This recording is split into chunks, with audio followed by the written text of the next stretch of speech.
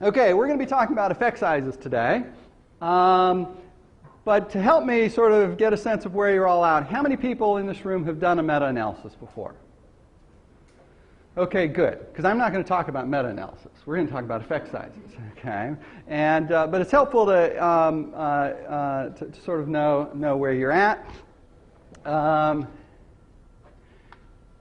I don't know why the screen is yellow. That's actually a white background. I think they thought it might be a little too harsh for us first thing in the morning to be stark white. So there's something funny with the needs a new bulb. Yeah, I think the bulb is going. The effect size. I mean, without the effect size, we wouldn't have meta-analysis. The effect size, you know, it's the heart and soul of meta-analysis. It's what makes meta-analysis possible. Right?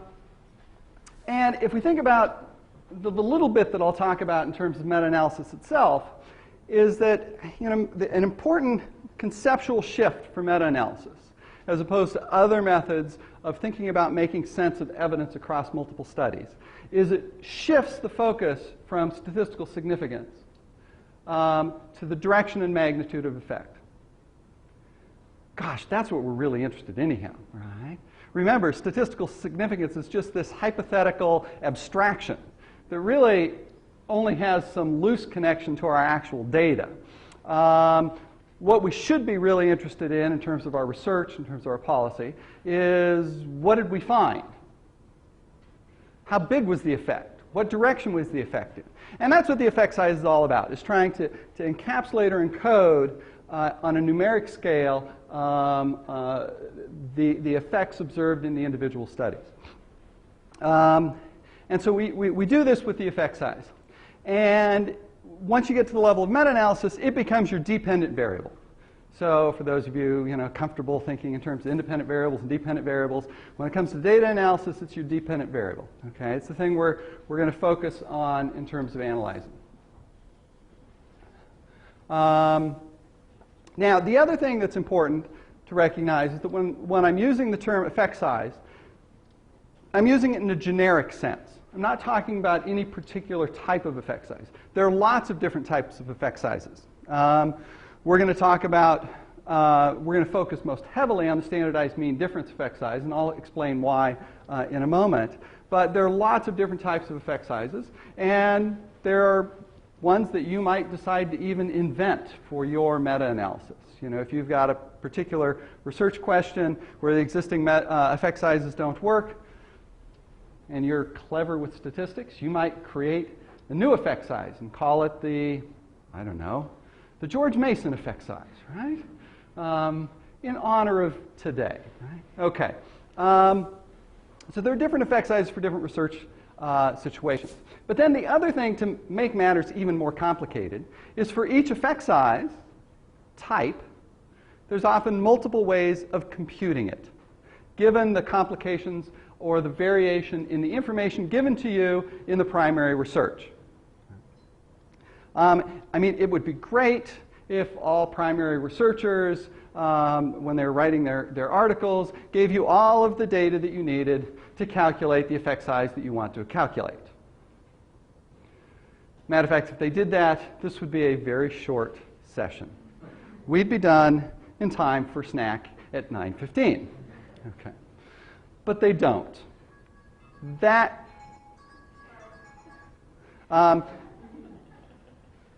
Therein lies the complication, and much of the focus today.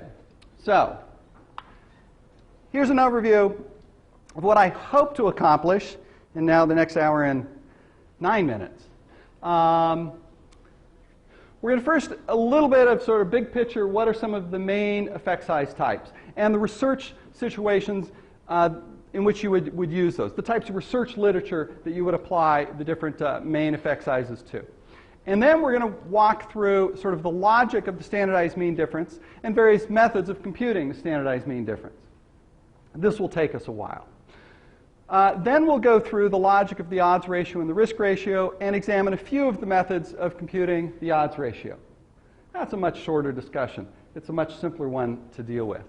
then as long as my timing is right, there's a variety of other sort of more complicated issues that I'd like to talk about in terms of sort of adjustments, such as adjusting for baseline differences, and a variety of other things that people often ask me about when they're thinking about doing effect sizes, and some issues related to the variance estimate. And some of you are going, I don't know what the variance estimate is.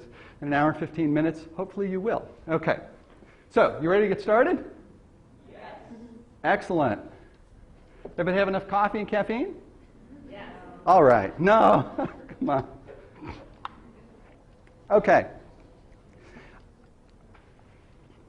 I used to refer to these as the major three. And of course, they're now sort of actually, there's 4 on here, but conceptually they're 3. And that seemed to confuse people because they thought that it was a real distinction, like a technical distinction. It was just something I made up, you know. So now I just call them, you know, common effect sizes. And if you look across most meta-analyses, most, but not all, will use one of these types of effect sizes. Standardized mean difference, you'll see it referred to as D, Cohen's D, G, Hedges G. For our purposes here, we'll call it D. The distinction between D and G is not critical. Okay. Now, when would you use the standardized mean difference? Well, first, when the research involves a group contrast. So you have a fundamental research design where you have, say, a treatment group and a control group. Drug A versus drug B. Drug A versus placebo. Correctional boot camp versus prison. Drug courts versus probation. Okay. 2 groups, or cooperative learning math tutorial program, a traditional math tutorial program. Okay, so you've got 2 groups. Those 2 groups may actually be naturally occurring, boys and girls. Within the context of the Campbell collaboration, that would be less common, but there's a whole lot of social science research that is examining, you know, natural differences between naturally occurring groups. Okay. Now, that's the first thing. The second thing is the outcome would be something that would be measured on a continuous type scale. An outcome that would be appropriate to calculate a mean on it. Now, when I say continuous, I don't mean that it has to be truly continuous. You know, it might just be, it might be discrete but multi-item, you know, a 20-point scale, a 10-point scale. But the construct, if you think about the construct that's being measured, that you're interested in, it's something that is continuous in nature. Math achievement. We can think of math achievement as going from low to high. Depression. Well, you're not just depressed or not depressed. You know, you can have a little bit of depression, a lot of depression. We can think of that as continuous in nature.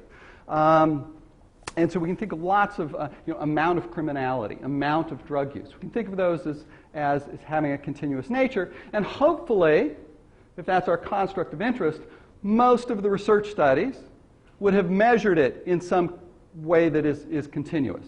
And so that most of the studies might be analyzing it in a way that represents means or analyses of means. Okay?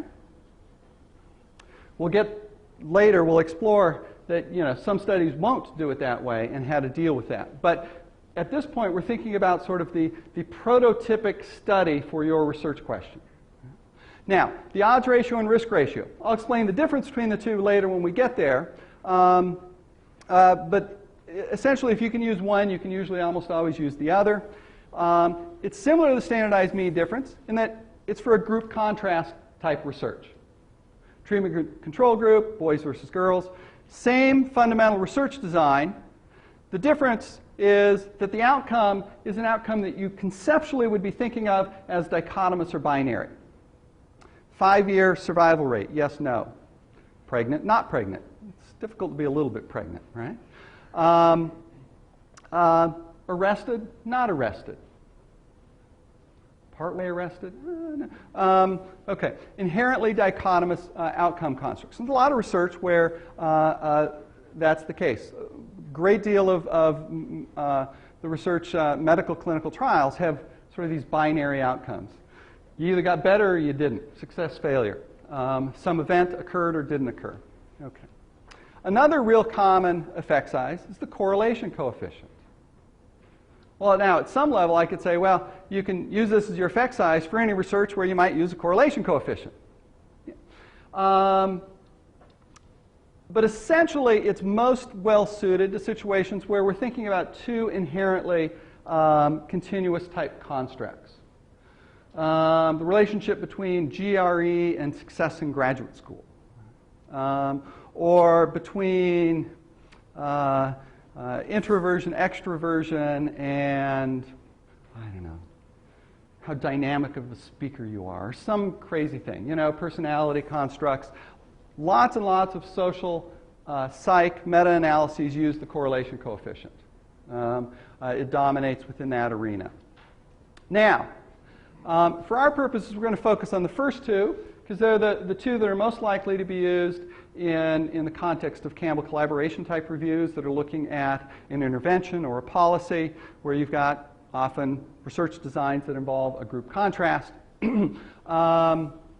And I'm going to focus most heavily on the standardized mean difference, because it's the one that is by far the most difficult in terms of computing. And in a sense, if you sort of get that one and figure it out, then everything else is a piece of cake.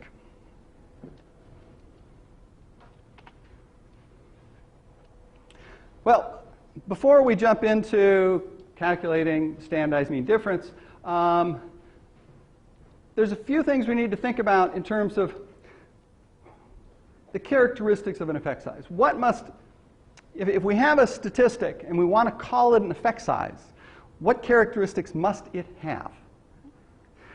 Well, the first is, well, it's got to be a number, right? It can't just be a word like big effect, little effect, small effect. Okay, so we're talking about something that's numeric. But these numbers have to be comparable across studies. So if one study has an effect size of 0.25 and another study has an effect size of 0.4, that 0.4 had better represent a bigger effect than the 0.25. If for some reason that relationship doesn't hold, roughly, some of the statisticians in the back are going, well, but yeah. No, okay, you know, we want that relationship to hold, right? So the first thing is, you know, it needs to represent the size of the effect, and that bigger numbers mean bigger effects, smaller numbers mean smaller effects. Okay? Hopefully that's pretty straightforward. Now there's one other complication. We need to be able to calculate its standard error. Okay? The standard error is that funny statistic that we use to create confidence intervals, calculate z-tests, okay? T-tests, things like that. And it's our measure of the precision. It's the precision of the effect size. So we have to be able to calculate the precision of each effect size, because we use this as the basis of our meta-analysis, of that thing called inverse variance weighting meta-analysis. Right? And so that's another thing. And there's some really groovy effect sizes that you might be able to think up. Boy, if I take this and divide it by this and multiply it by that, here's this cool index of effect. But you can't figure out the standard error, well, you're not going to be able to really use it for meta-analysis. The last thing is, it can't be a direct function of sample size. All right? So that a study that just has a larger sample size than another study, the effect size can't be larger or smaller if the underlying effect is the same. This is why we can't use a t-value, a t-test, as an effect size, because t changes as the sample size gets bigger or smaller, independent of the phenomena that you're studying. And keep in mind that sample size is fundamentally under the control of the researcher. And it's not a function, I know, sometimes you want the sample size to be larger and you can't make it larger, but sample size is not a function of the phenomena of interest. So if I'm interested in studying the effects of MST, the effectiveness of MST is not a function of sample size. Right? That's a study feature. So we don't want this effect size to get bigger or smaller based on my decision as a researcher to collect 10 more students or participants. Okay. So if we satisfy this criteria, we have ourselves an effect size.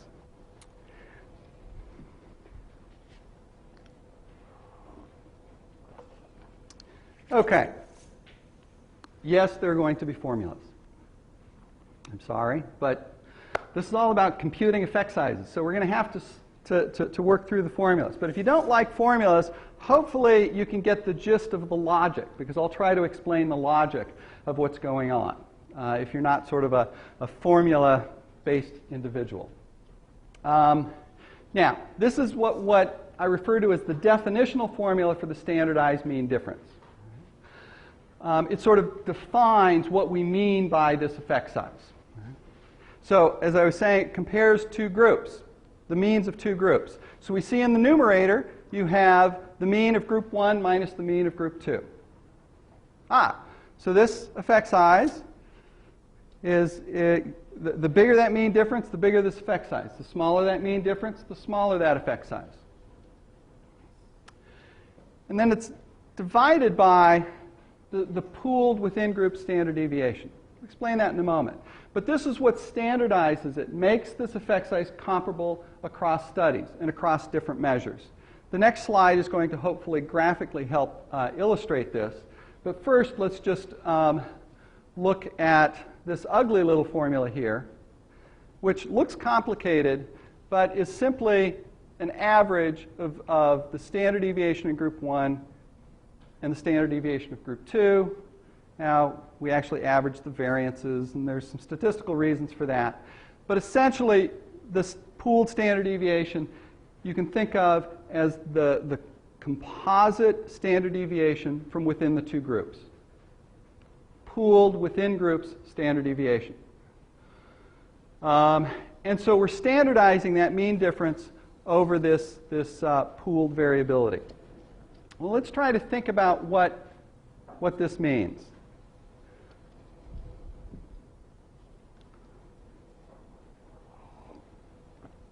Here are two normal distributions. The blue one is for the control group. The red is for the treatment group.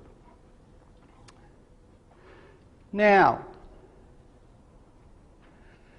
at the bottom, I've put this in terms of z-scores.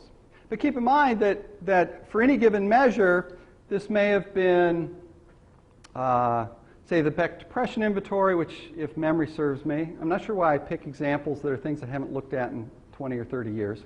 I used the Beck depression inventory on my master's thesis much longer ago than I would like to think about. I think it has a scale from 0 to 64, something like that. Something like that, right? Okay. And so, you know, this might be a measure that goes 0 to 64. And another study might have the Hamilton depression inventory, and I have no clue what its scale is like, but it's not 0 to 64. Okay. Well, if instead of thinking about its underlying numbers, we think in terms of a distribution, we can say, well, you know, on all of these different measures of depression that I might want to be doing a meta-analysis on, there's sort of a normal distribution. And if we look at the size of the effect relative to this normal distribution, we can standardize in that way.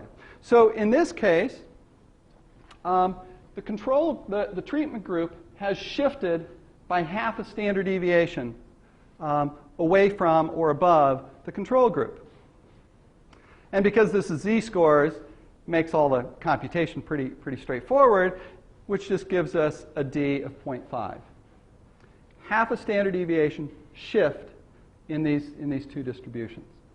Now, the beauty of this is that now it doesn't matter what scale was originally used here.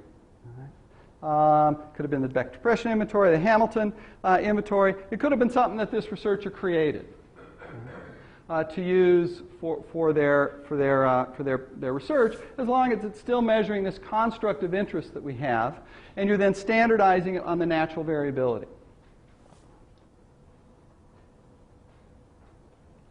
Now, one of the most common mistakes people make in computing sort of the standardized mean difference is just grabbing any old standard deviation that doesn't reflect this normal variability on the outcome of interest.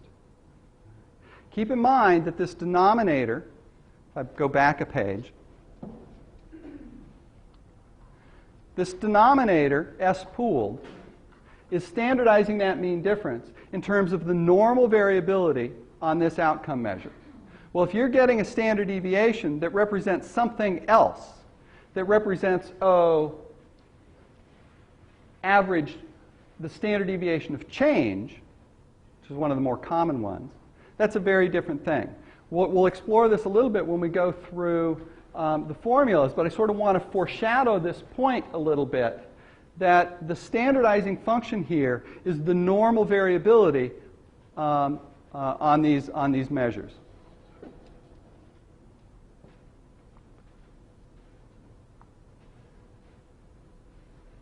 Now, this is just a little geekiness here.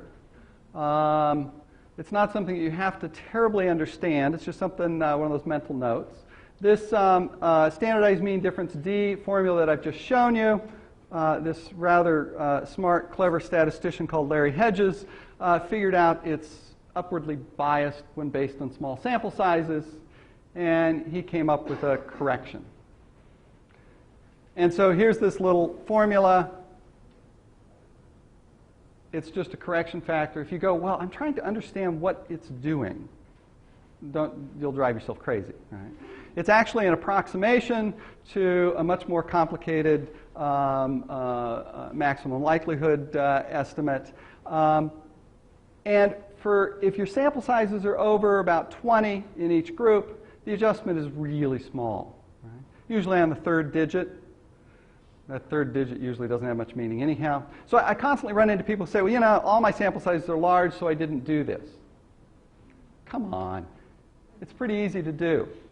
Some people say, well, I only did it to the small sample size ones. Well, you plug it in, you adjust all your effect sizes. It's one line of code in SPSS or Stata or SAS, whatever your favorite program is, and boom, now you can say, I used the unbiased effect size estimate. That's cool, right? You can say that. You just plug it in. So it's common practice that you apply this correction. Period. If you're using the standardized mean difference.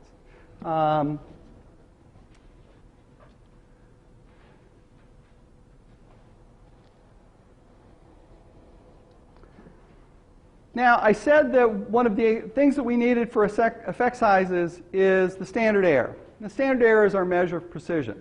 Well, what we use that for is for inverse variance weighting. And remember that if you take a standard deviation and you square it, you get a variance. Great, somebody's awake. So if we take a standard error and multiply it, we probably also get a variance. Right. Some people call it an error variance, but we can simplify it and call it a variance. So the standard error of D is simply, the variance of D is simply the standard error of D squared. All I really want you to take away from this formula is to notice that the precision of D is mostly a function of sample size. As sample size gets bigger, D gets more precise. Well, this should intuitively make sense. In our meta-analysis, then, we will give greater weight to studies with larger sample sizes. But this is more precise than just weighting by sample size. And it brings with it a lot of statistical advantages.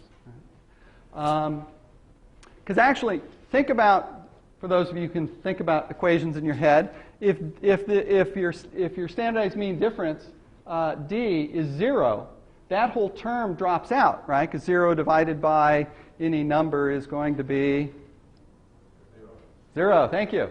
So then you ended up with n plus n divided by n times n. It's a function of sample size. Okay.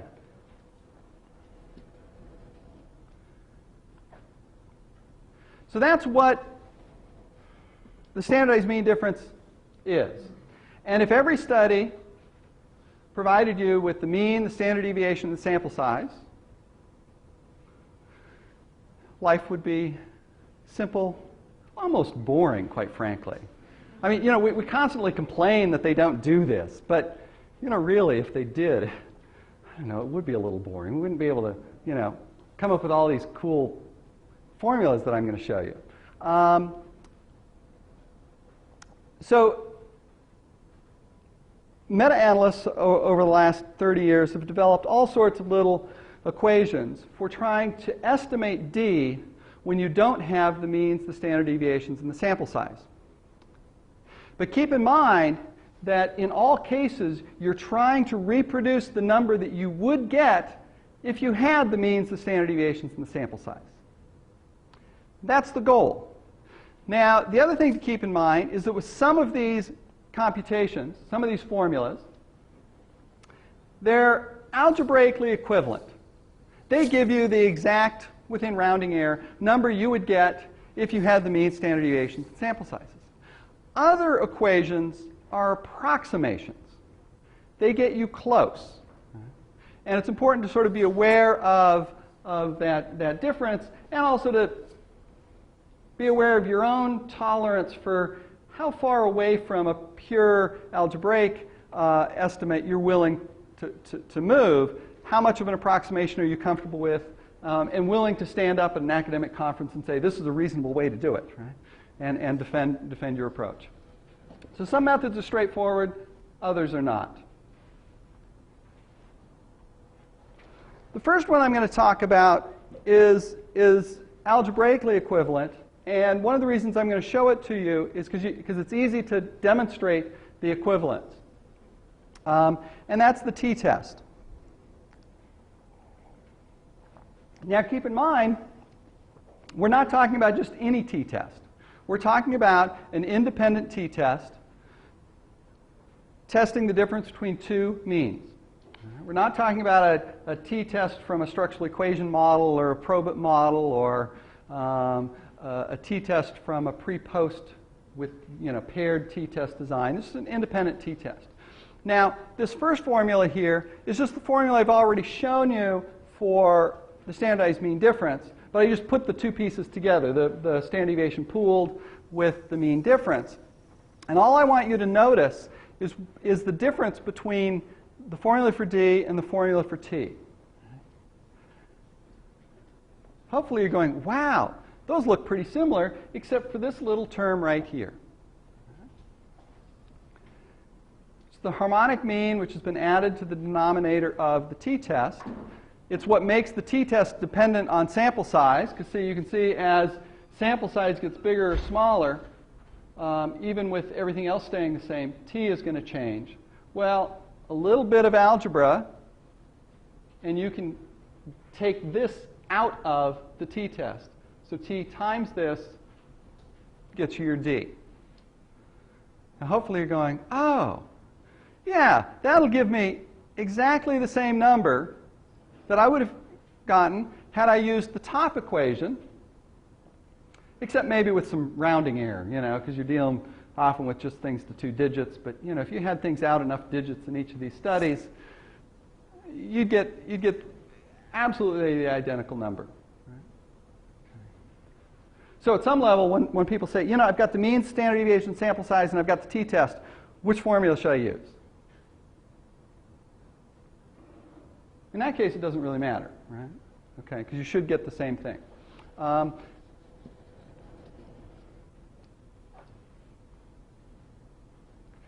Another thing that's common is that they give you the p-value for the t-test, but they don't give you the t-test. Well, so long as you know what the sample sizes are, you can figure out the degrees of freedom for the t-test, well, for the p-value. Well, with the degrees of freedom for the p-value and the p-value itself, assuming it's not just p less than 0.05, but it's actually p equals 0.0129 or whatever, the exact p-value, you can, with the magic of modern computers, figure out what that t-value should be that's associated with that same p. It's just for those of you who took calculus, it's just an inverse distribution function to find that t. And their Excel can do this for you. All your stats programs can do it for you. My little online effect size calculator, which I'll show you in a little bit, will do this for you. you could, with the table at the back of a book, probably hunt around and eventually sort of find it with those p-value tables. And then once you get your t, you proceed as above. Now, the only complication here is that often those p-values aren't provided with much precision. So essentially, we now might have a little more rounding error introduced into our estimate. But it's still going to be pretty close. And represents a pretty good estimate.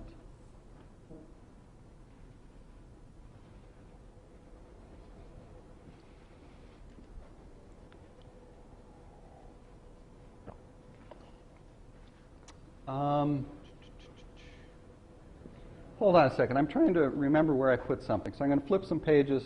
I know that can be disruptive. Problem in meta-analysis when you're using standardized mean difference is that some crazy researchers decide to measure this continuous construct dichotomously. They decide to take their sample and maybe through clinical judgment or just by asking the people or who knows what, categorize them into depressed and not depressed. You're going, oh man, I've got all these studies measuring it continuously, and now here are these couple of studies that went depressed, not depressed. Now, I guess one approach is you could just throw those studies out and say, you know, those stupid researchers. But you're then throwing out meaningful information about the phenomena that you're trying to study. So the question is, can we get an estimate of D that's good enough to be used in a meta-analysis with Ds that are calculated on means, standard deviations, and sample sizes? And the answer is, in most situations, yes. There's been a lot of work on this. There's several methods of estimating, and keep in mind, now we've moved into the realm of estimating. This is no longer a pure algebraic equivalent, but we are now estimating. We're coming up with an approximation of what D would be had you measured this construct continuously from dichotomous data. And there are several common methods. There's the Logit method. There's the Cox-Logit method. Almost the same, just a little teeny difference. There's a probit method, arcsine method. The arcsine method I put on here, I was debating about that. It's something that was in my 2001 book with Mark Lipsey on meta-analysis, and in the 90s it was a method that I was using. And then there was some work in the early 2000s that showed that it really performs really quite poorly, and so I've sort of dropped it. And then I was having a conversation with Terry just a month or so ago, who was telling me that actually there's some work showing that it might actually be good in some situations. And so maybe so I put it back on the list, but we're not really going to talk about it here. But hopefully this also shows you that meta-analysis is not a static thing. The methods keep developing and advancing, and the advice I give you today might be a little different than the advice we give you 5 years from now as we understand the statistics better and as the methods evolve. Okay. We're going to explore just the Logit method. And once you understand this method, you pretty much understand the Cox-Logit and the probit, because they're just variations on this same idea. And the Logit method is first based on the idea that the logistic distribution is very, very similar to the normal distribution. Right? If you were to superimpose the logistic distribution on the normal distribution, they don't completely overlap, but they're close to one another, with the logistic distribution being a little more peaked in the center, a little taller in the center, and then the tails are just a little bit sort of fatter when you get out there. But otherwise, it has the same sort of bell curve shape. They're very sort of similar. And the logistic distribution is appropriate for sort of binary type data. Well, and log-odds ratios conform to the logistic distribution. And a log-odds ratio, which we haven't talked about yet, but remember when I said when would you use it, you'd use it in a situation with you get two groups and a binary outcome. Oh, so I could calculate an odds ratio. But now I need to get that odds ratio into a standardized mean difference. And the trick here is to just rescale the odds ratio to the normal distribution. And the logistic distribution has a standard deviation that is pi over the square root of 3. Don't ask me why. Maybe Terry could tell us why. Okay. Thank you. Then I don't feel bad about the fact that I can't tell you why. If she can't tell you why, it's okay that I can't tell you why. That's just what the standard deviation is. And that works out to about 1.83. Well, what's the standard deviation of the normal distribution? 1. Thank you. 1. Unity. So gosh, maybe we should just sort of rescale that logged odds ratio. So maybe we should just divide it by 1.814. Yeah, matter of fact, that's what we do. You take the log odds ratio, and you just rescale it from the logistic distribution to the normal distribution. And now you have a standardized mean difference. And some Monte Carlo simulations, one of the best is done by Julio Sanchez, published in Psych Methods sometime around, I think, 2005, if I remember 2005, but I could have the year wrong, showed that this method works really quite well. When you simulate dichotomizing continuous data, calculating the log odds ratio, computing the D, comparing that D to what you would have gotten had you actually calculated D directly from means and standard deviations. However, these simulations showed that once you start dealing with event rates, probabilities that approach sort of 0 or 1, you're starting to get into the tails of the distribution, the Cox-Logit method works a little better. You're going, oh, one more thing to learn. Well, the Cox method, instead of dividing by 1.814, you divide by 1.65. Going, why? Well, Cox tried to tweak making the logistic distribution come a little bit closer to the normal distribution. Because remember, the distributions aren't identical, and so we get some little imprecision from the fact that they don't overlap.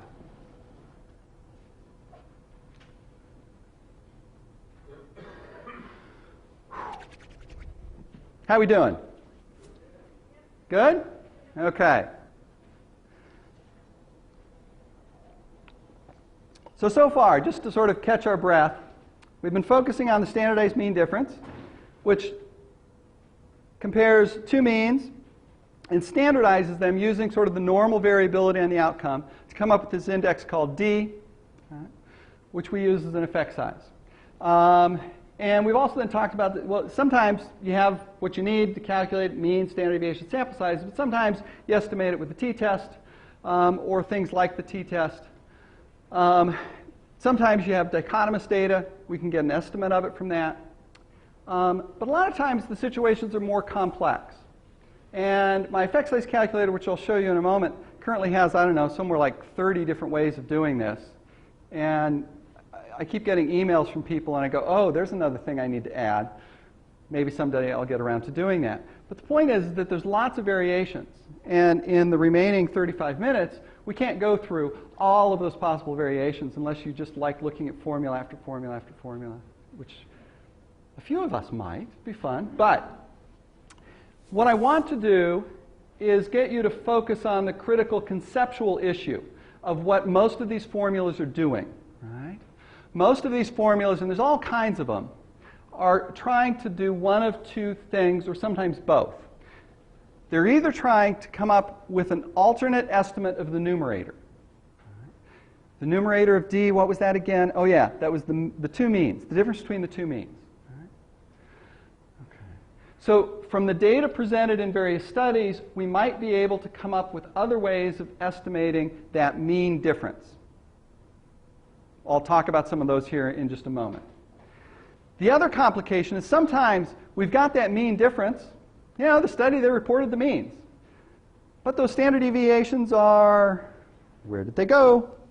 Where did those standard deviations go? They're nowhere to be found. Well, maybe I can figure it out somehow by taking this number here and this number there and doing a little magic. Okay. So the goal is trying to think about coming up with another estimate of that standard deviation. But you always have to remember, what standard deviation are we trying to estimate? That normal variability on this outcome. So you can't just say, oh, here's a standard deviation, I'll use that one. All right. Okay. So the trick is to try to get reasonable estimates of each when you have one or the other. Or sometimes you might have to do the trick for both. But let's think about other estimates of the numerator, the mean difference. Well, a study might report covariate adjusted means. They did an analysis of covariance that adjusted for a bunch of baseline differences. Well, okay. Those mean covariate adjusted means, one could use those in place of the raw means. Matter of fact, in some situations, that might be preferable, right? Because those hopefully are unbiased. At the end of the presentation, we'll talk about what that might do for the variance estimate, but that's a separate issue. Something similar to this is the difference in gain scores, a difference in differences. All right? So instead of having just the post-test mean for the treatment group, the post-test mean for the control group, this was a pre-post design, and they did the gain score or the change score, the post-test minus the pre-test, and then they took the difference of those. Well, one can still think of that as an estimate of that mean difference adjusted for the baseline. So it's another estimate of that numerator. Keep in mind that we still need the same denominator, which we're going to get to in a moment. Another thing that might not occur to you that shows the way to be thinking about this stuff is, let's say they reported a regression analysis. And they had an independent variable that was a treatment dummy. 0, 1, treatment group, non-treatment group. And they report the unstandardized regression coefficient. Well, what does that coefficient mean? Well, that's telling you the change in the outcome variable between the treatment group and the control group. Well, what's the mean difference tell you? Well, that's telling you the change between the treatment group and the control group, means. Except in the case of regression analysis, that difference has now been adjusted for the other covariates. But it's still an estimate of that numerator. So the unstandardized regression coefficient could be used as the numerator. There are other examples, but hopefully this conceptually gets you thinking about what you need to do often to try to get these effect size estimates when you don't have sort of that raw data.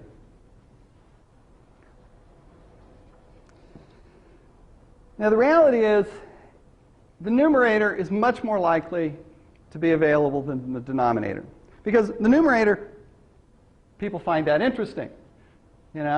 People, you do your results, you've got some mean difference, people want to report that. But a lot of people, they just don't understand what those standard deviations are all about, and so they don't bother reporting them. Of course, it's really hard to interpret any mean difference or mean in that fact if you have no sense of the variability. But that aside, a lot of people, it's much more likely that what you'll be missing in a meta-analysis is the standard deviation that you need. So some common situations. You might have the standard deviation of gain scores.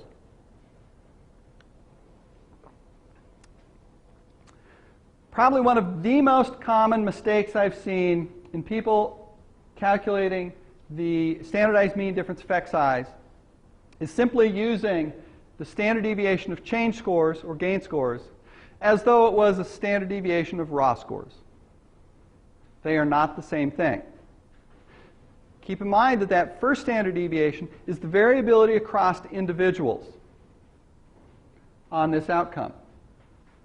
The standard deviation of gain is the natural variability in how much people change. That's a very different thing conceptually. And so you can't just take one for the other and say, a standard deviation is a standard deviation is a standard deviation. No, they're not. But you can convert between a gain score standard deviation and the pooled standard deviation or the raw standard deviation. That probably should just say raw, not pooled, because we haven't pooled anything yet. Unfortunately, this requires knowledge of the correlation between the pretest and the post-test, or whatever the gain score is.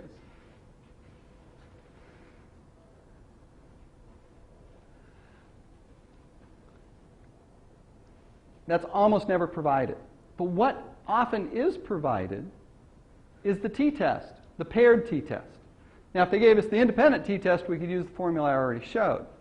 But the paired t-test, if you've got some of the other standard deviations you need, you can actually work out this correlation. Now, the challenge is you sometimes don't have those other standard deviations as well.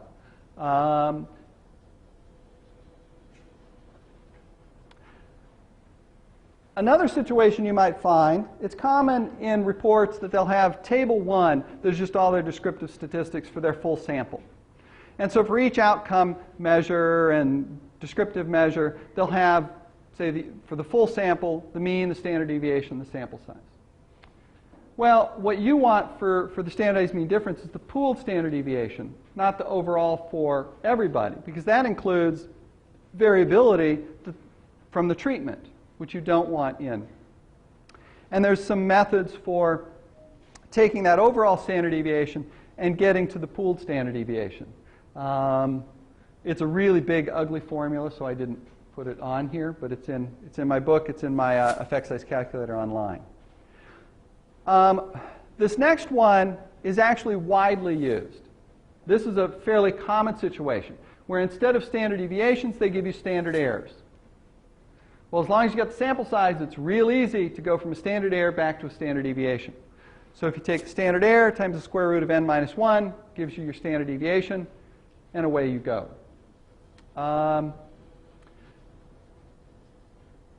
Another situation is the one-way ANOVA. And for those of you who remember your analysis of variance, the square root of the mean square within is your pooled standard deviation. Unfortunately, most studies don't give you the full ANOVA table, but there is some ways to sometimes get it from the f-test and the mean square between,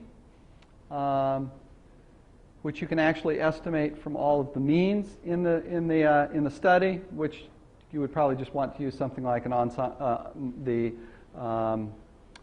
web-based calculator for doing that. So there's a variety of ways of trying to get at that pooled standard deviation at the bottom using different information in the report. But you don't want to just take any old standard deviation. You really need to think about the standard deviation and think about, is this reflecting sort of natural variability within the group on this measure, or is it a standard deviation of something else? Okay. I've created a web-based calculator to make a lot of this easier. And it exists at two places at the moment. On the center at George Mason on the Center for Evidence-Based Crime Policy website and on the Campbell website. I'll show you the first one here because it's just a little prettier. Oops, let me go back to the home page. Okay.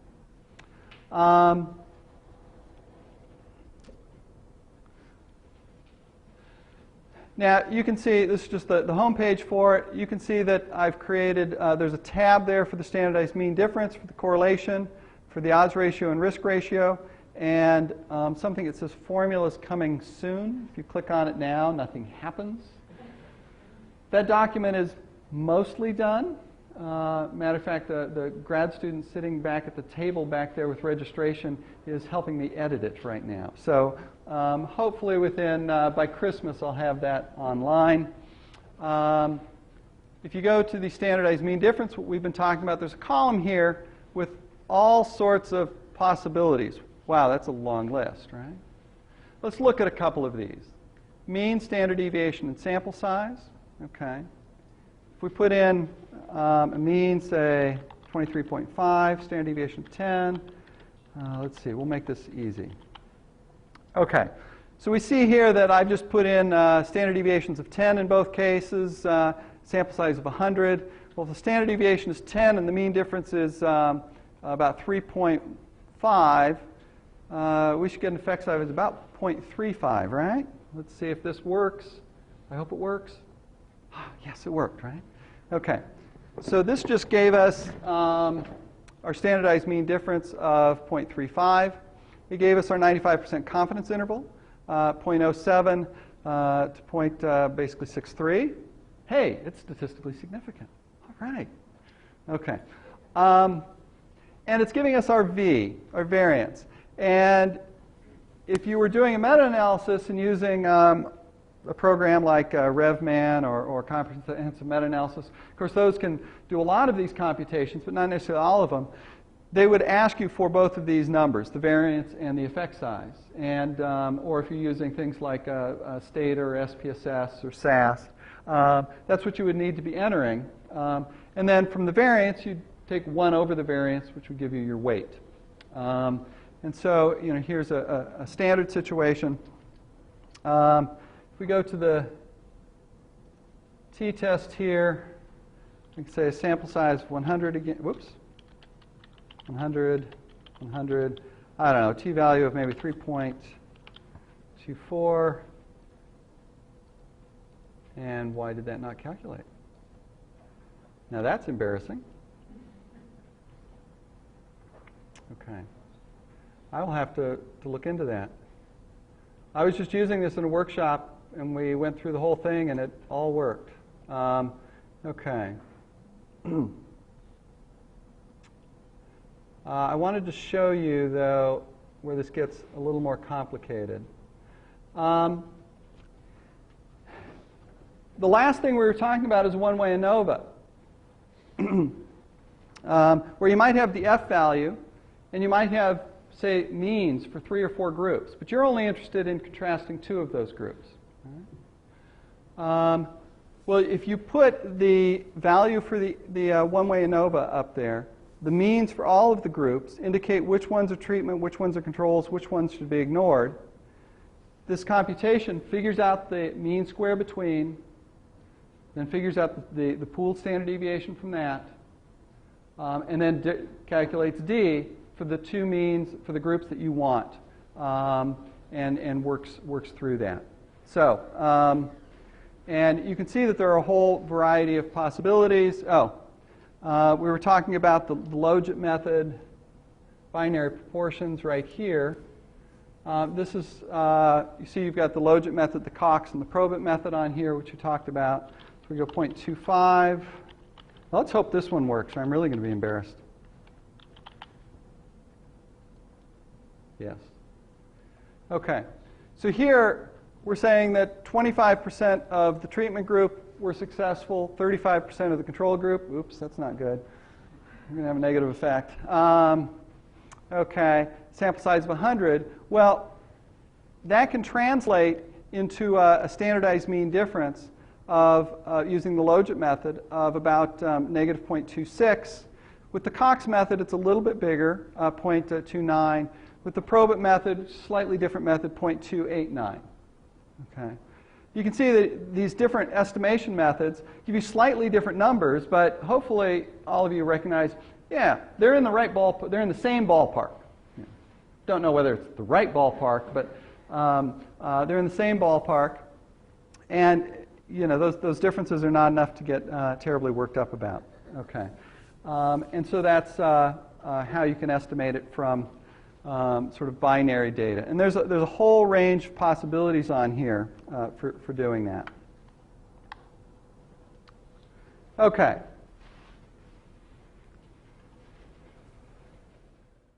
Now the odds ratio, given the name, is the ratio of odds.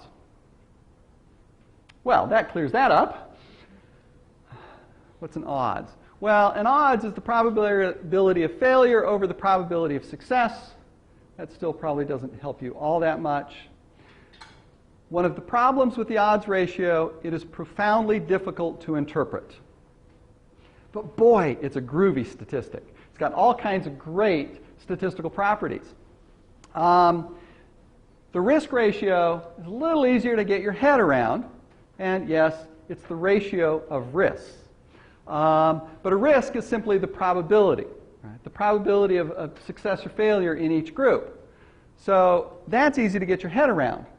So a risk ratio of 2 says, hey, one group had twice the probability of success or failure than the other group. 0.5, half the probability of success or failure. Hey, I can think about that easier rather than twice the odds or half the odds. It's a lot easier to think about. And this is one reason why the risk ratio is often preferred by many, particularly in medical meta-analyses. If you're dealing with a situation where the event rate, right, the probability of the outcome, either success or failure, is really low, okay? So the probabilities are approaching 0 or approaching 1, then the risk ratio and the odds ratio are very similar in terms of their actual value, and as such, the decision of which to use is not real critical. And this is often the case in a lot of the medical context. For me, in doing work in crime and justice, the typical one-year recidivism rate for almost any group of offenders is about 0.5. Well, in that situation, the risk ratio and the odds ratio give you very different numbers, and the odds ratio performs much better in most situations because the odds ratio has the advantage of not being sensitive to the base rate. If the base event rate changes from sample to sample, that's going to create additional heterogeneity in your data. This is not the case for the odds ratio. So there's a distinction there. Now, in terms of computation, they're both based on the same data. So there are very few situations where you would be able to calculate one but not the other. And essentially, you can think of the classic 2x2 frequency table. We've got a treatment group, a control group. We've got an outcome that we can think of success or failure. And the frequencies is A, B, C, and D. Hopefully this is all familiar to you from an intro stats book or something of that nature. And given those cell frequencies, we can very easily calculate the odds ratio as A times D over B times C. Now that, of course, gives you no insight into what it's doing, but it's a very easy computation. The risk ratio is a little easier to understand what's going on. It's cell A divided by the total of cells A and B, which is simply the probability of a success in the treatment group over the probability of a success in the control group. That one's easy to get your head around.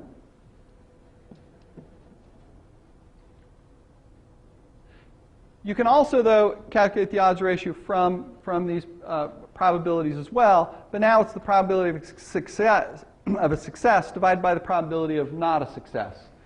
And if you're good at thinking about that in your head, you should be up here teaching this instead of me, because I've been working with these odds ratios now for over a decade, and I think I get them now, you know. Okay. Now, we need the standard errors again and to get the variance.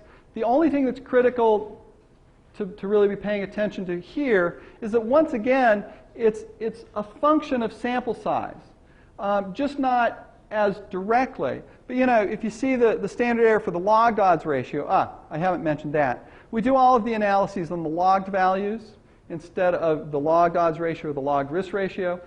If you want to know why, take one of the other courses, because that's about doing meta-analysis. This is about calculating effect sizes. But actually, the short answer is we can't calculate the standard error of an odds ratio. We can calculate the standard error of a logged odds ratio and log risk ratio. But notice that it's the square root of the inverse of all of the cell frequencies. Oh, well, if you add up all those cell frequencies, that's your sample size. As sample size gets bigger, depending on how it's distributed, the standard error gets smaller. It's still, okay, weighting by sample size, but it's also sensitive to how close to sort of 0 and 1 your event rates are. Well, that makes intuitive sense. If you're dealing with something that's a really rare event, you're going to have a little less precision than something that's closer to 0.5. And the risk ratio as well, notice there's n down there. So n is still a big driver of the standard error. Now here's the good news about the odds ratio and the risk ratio. And think about this for a moment. You've got data that's binary. How many different ways can you think of to report that in your write-up? Well, let's see. I could give the 2x2 frequency table, or I could give the sample sizes and the frequency of successes, or the percent successes, or the proportion successes, or the chi-square, or maybe actually the odds ratio or risk ratio. I'm quickly running out of different ways to present that data. There's only so many things you can do with how many people succeeded and failed. And so that really simplifies calculating effect sizes.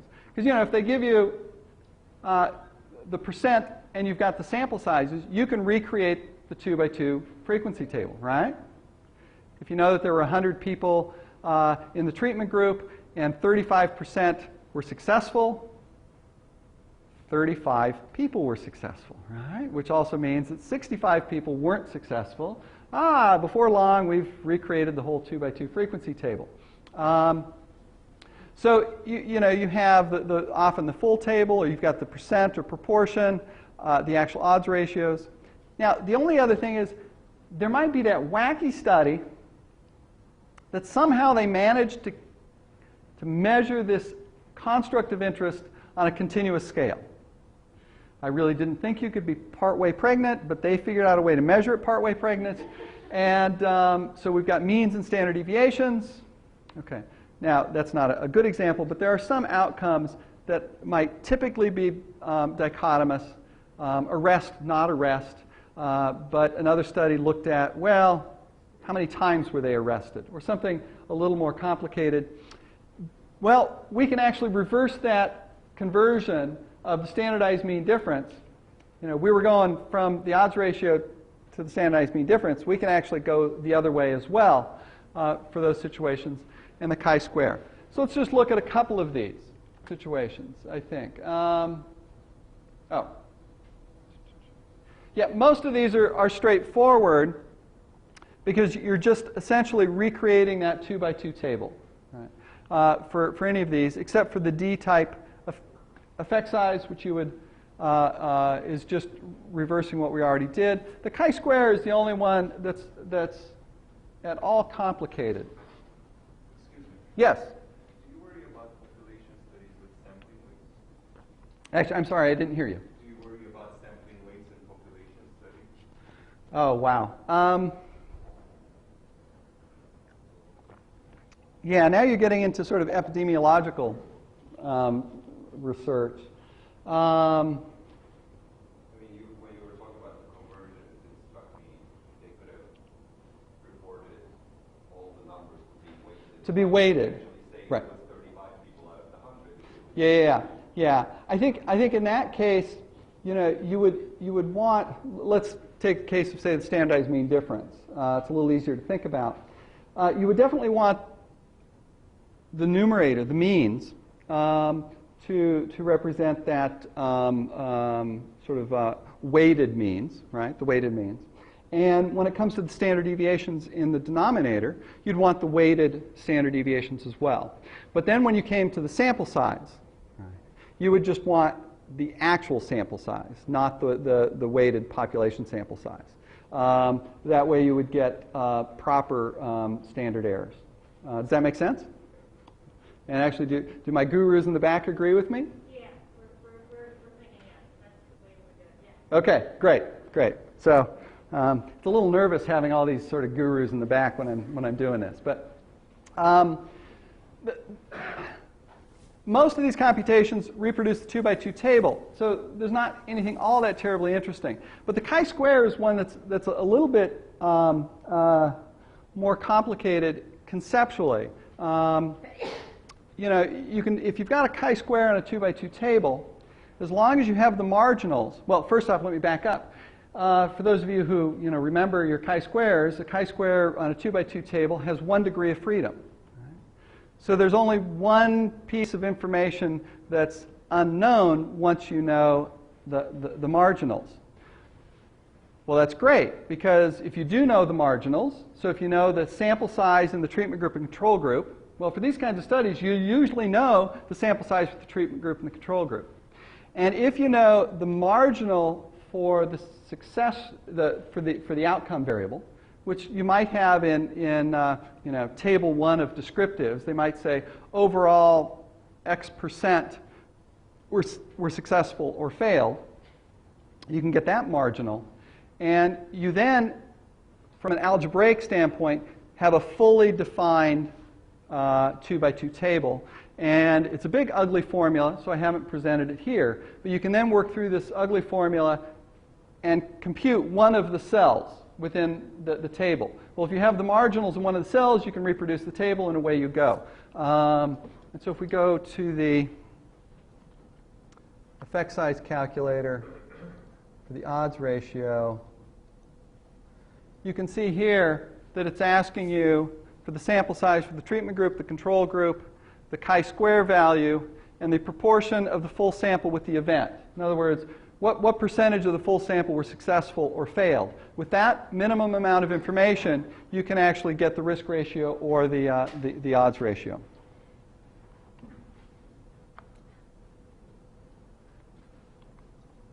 Okay. Let's step back from the specifics of the odds ratio and the standardized mean difference and think about some adjustments. The first thing that I haven't touched on at all, which is probably not relevant for many people in this room, is a whole set of adjustments that Hunter and Schmidt have come up with for something that now people are starting to refer to as sort of psychometric meta-analysis. And this is adjusting effect sizes for measurement unreliability, measurement invalidity, for range restriction, artificial dichotomization. This is typically for the correlation coefficient. And it inflates the correlation coefficient and essentially trying to answer not what was the observed relationship, but what is the underlying sort of theoretical relationship if you had perfect measurement, perfect reliability, the full distribution in the population, et cetera. It's an important area of meta-analysis. It has many important applications. It's almost never used. I'm trying to think if anybody's seen it used in intervention type meta-analyses. I have not. Huh? You've seen it in an intervention meta-analysis? Okay, I'd love to get a copy of that. That'd be great. So typically not done in the Campbell Colloquium review. If you're going to go about doing those, you need to understand what you're doing and why it's important, and you need to make a case for it. But there's another set of adjustments that we might think about. The most common in our area would be adjusting for baseline differences or covariates. We've already sort of bumped into that when I said, gosh, for that numerator, you might want to use the covariate adjusted mean or the regression coefficient for the treatment dummy. And for quasi-experimental designs, this often might be preferable because it might remove some selection bias. Right? And at some level, that should be intuitively appealing. Yes, if there's some selection bias or baseline differences, and we've got an estimate that tries to remove that, we might want to use that, have a better estimate. But you need to realize that nothing's free. That comes with a cost.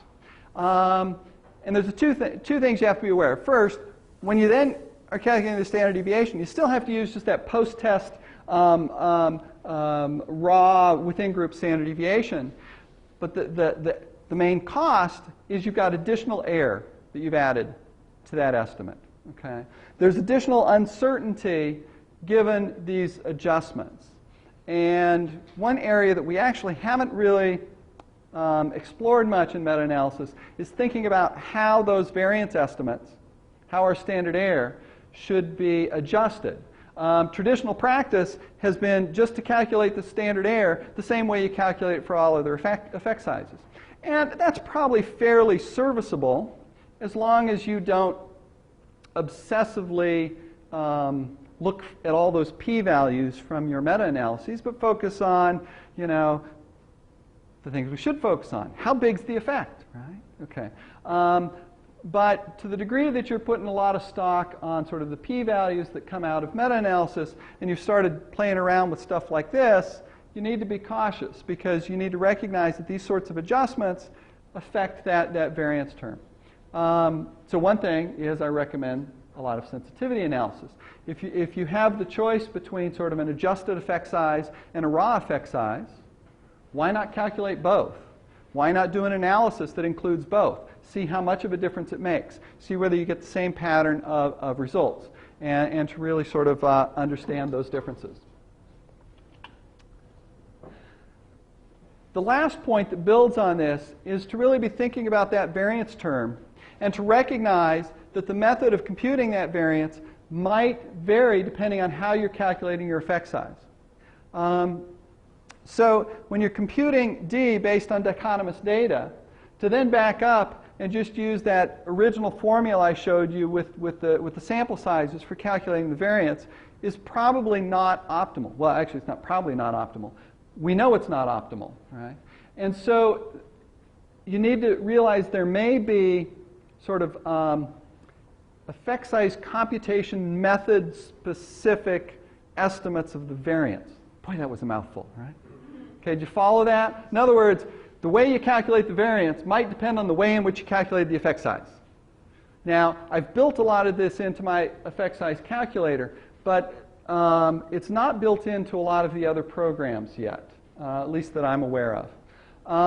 Now, another possibility, and this is something I've actually just started playing around with, and it's not written up anywhere yet, is that if you're estimating D from a complex model, complex statistical model, a regression model, maybe that adjusts for clustering effect. You know, it's a three-level HML model, right? And you've got your treatment effect in there, and you've calculated D, but you realize, you know, my calculation of D is ignoring the fact that I've got kids nested within schools, classrooms nested within schools, nested within something else, school district, I don't know. We can come up with lots of levels there.